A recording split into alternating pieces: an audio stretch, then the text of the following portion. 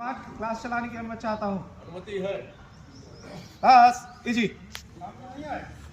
ध्यान दे साहिबान, आज मैं आपको बताऊंगा 9mm browning pistol FN HP के विषय में। किसी भी शस्त्र को बताने से पहले उसके परिचय के विषय में बताना बहुत ज़रूरी है। तो सबसे पहले इसका नाम क्या है? 9mm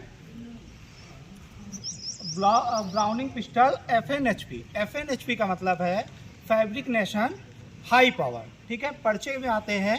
ये क्या है? अधिकारी का शस्त्र है। इसकी मैगजीन क्षमता अधिक है। इसको सिंगल हैंड में बोथ हैंड से फायर कर सकते हैं। अब आते हैं इसके उत्पत्ति के विषय में। सन 1925 में जॉन एम ब्राउनिंग जो वैज्ञानिक थे, उन्होंने एक मॉडल तैयार किया तथा बेल्जियम की कंपनी थी फैब्रिकेशन, जिसने इस मॉडल को तैयार किया तथा ये भारत में ऑर्डिनेंस फैक्ट्री इच्छापुर, जो पश्चिम बंगाल में पड़ती है, उसमें इसका निर्माण किया गया भारत के अंदर। उसके बाद सन 1935 में इसके दो मॉडल तैयार किए गए। एक था साधारण मॉडल, दूसरा था रियर एडजस्टेबल मॉडल।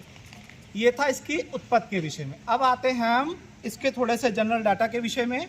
तो सबसे पहले क्या है? इसकी लंबाई के विषय में। तो इसकी लंबाई कितनी है? 7.8 इंच। अब आते हैं बैरल की लंबाई। बैरल की लंबाई है 4.75 इंच। इसके वजन के आते हैं तो खाली जो पिस्टल है, खाली पिस्टल का वजन है 2.1 औंस। उसके बाद खाली मैगजीन का वजन 3 औंस। भरी मैगजीन का वजन 8 औंस। भरी मैगजीन सहित पिस्टल का वजन है 2.9 औंस। इसकी मैगजीन क्षमता 13 राउंड। कारगर रेंज 20 गज, अधिकतम 50 गज। इसका साइटिंग रेडियस जो है, जैसे बताया गया कि फोर्थ साइड से लेकर बैक साइड के बीच की दूरी को साइटिंग रेडियस बोलते हैं। तो इसका साइटिंग रेडियस है 6.75 mm। अब आते हैं इसकी मजल वेलोसिटी। मजल वेलोसिटी है 1200 फीट प्रति सेकेंड। अब आते हैं हर शस्त्र के विशेषताएं होती हैं। तो इसकी भी विशेषता क्या है कि एक सेमी ऑटोमेटिक शस्त्र है। इसको एक बार कॉक कर देते हैं, उसके बाद बार बार हमें कॉक नहीं करना पड़ता है। इसकी मजल छोटी होने के कारण हम आसानी से इसको दिशा बदलकर फायर कर सकते हैं। वजन में हल्का होने के कारण कैरी करना आसान है।